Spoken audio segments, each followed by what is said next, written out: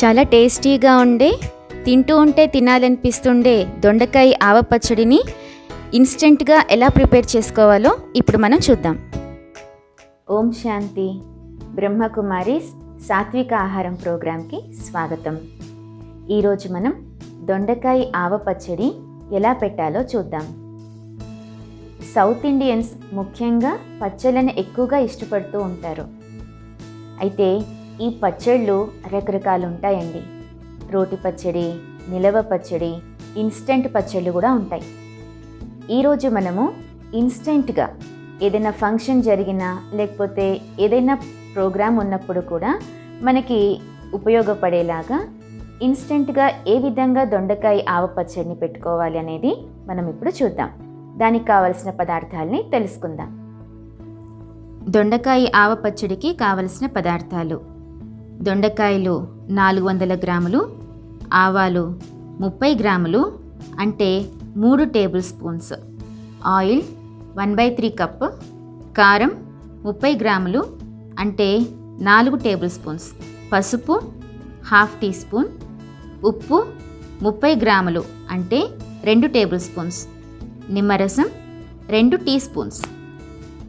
దొండకాయ ఆవ పచ్చడి కోసము మనం మొదటగా ఆవాల్ని ఈ విధంగా మెత్తగా గ్రైండ్ చేసుకోవాలి. దీన్ని ఒక బౌల్లోకి తీసుకొని కారపొడిని కూడా అందులో వేసేసుకుందాము. తర్వాత సాల్ట్ కూడా వేద్దాము. వీటిని బాగా మిక్స్ చేసి దొండకాయని ఈ విధంగా సన్నగా కట్ చేసుకొని పెట్టుకోవాలి. వీటిని ఇందులో కలిపేసి ఈ విధంగా బాగా మిక్స్ చేయాలి. ఇందులో పసుపు వేసుకున్న తర్వాత ఆయిల్ని కూడా వేసేయాలి. ఆయిల్ వేసిన తర్వాత ఇలా కలుపుకోవాలి. పులుపు కోసం నిమ్మరసం కూడా యాడ్ చేసుకుంటే చాలా టేస్ట్ వస్తుంది. దీన్ని మొత్తం బాగా మిక్స్ చేయాలి.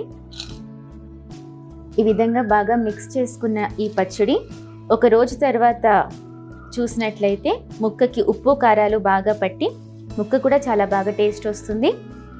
అంతేనండి, దొండకాయ ఆవ పచ్చడి రెడీ అయిపోయింది. చూసారు కదండి, దొండకాయ ఆవ పచ్చడిని ఎలా సింపుల్గా ప్రిపేర్ చేసుకోవాలో.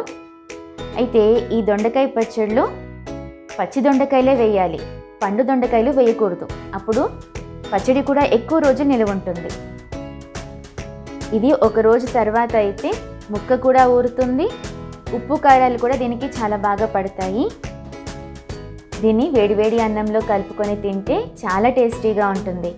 మీరు కూడా ఒకసారి ఇంట్లో ట్రై చేసి చూడండి. మరొక రెసిపీతో మళ్ళీ కలుద్దాం. ఓం శాంతి.